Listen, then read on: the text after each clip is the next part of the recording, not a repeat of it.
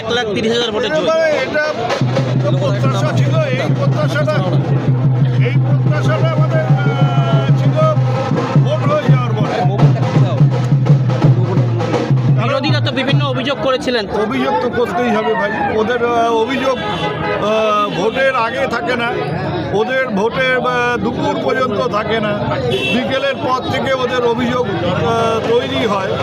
সেই অভিযোগটা যত কাউন্টিংয়ের দিন এগিয়ে আসে অভিযোগটা আরও আস্তে আস্তে বাড়তে থাকে এবং এই ভোটের রেজাল্টের পরে তো একটাই কথা, এবং সবটাইতে মজার কথা হচ্ছে বিরোধীরা, সব বিরোধী বলছে যে সুষ্ঠুভাবে ভোট হলে তারা জিতবে।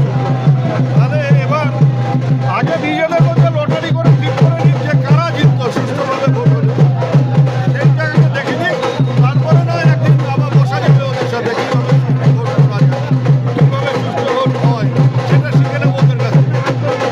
একেবারে সুষ্ঠুভাবে ভোট হয়েছে বলেই তো 71% ভোট হয়েছে। সুষ্ঠুভাবে যদি ভোট না হতো তাহলে এটা 90%-এর ওপরে ভোট। আপনি উপনির্বাচনে 1,65,000 কাছাকাছি ভোটে জিতেছিলেন। আপনার স্ট্র্যাটেজিটাই কি কাজ করলো এই বিধানসভা উপনির্বাচনে?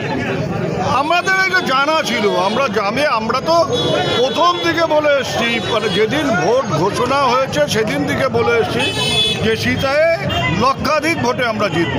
কিন্তু আমরা আমাদের কর্মীদের একটা টার্গেট তৈরি করে দিয়েছিলাম যাতে সারা ভারতবর্ষে আমরা প্রথম স্থান অধিকার করতে পারি সীতায়ের ক্ষেত্রে।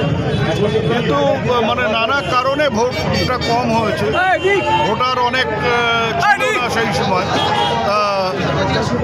কাজেই এগুলো তো কিছু করার নেই।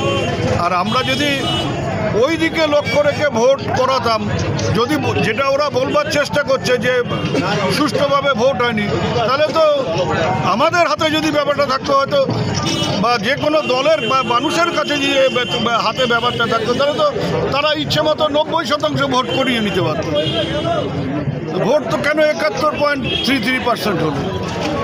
এই কারণেই হলো যে মানুষ নিজের মতো করে ভোট দিয়েছে, যারা ছিলেন না তারা ভোট, এই যে একটা বলা হয় মৃত মানুষ ভোট দিয়ে আসলো, অসুস্থ মানুষ ভোট দিয়ে আসলো, এসব যদি হতো তাহলে ভোটের পার্সেন্টেজ অনেক বাড়তো, সেটা হয়নি বলেই এটা।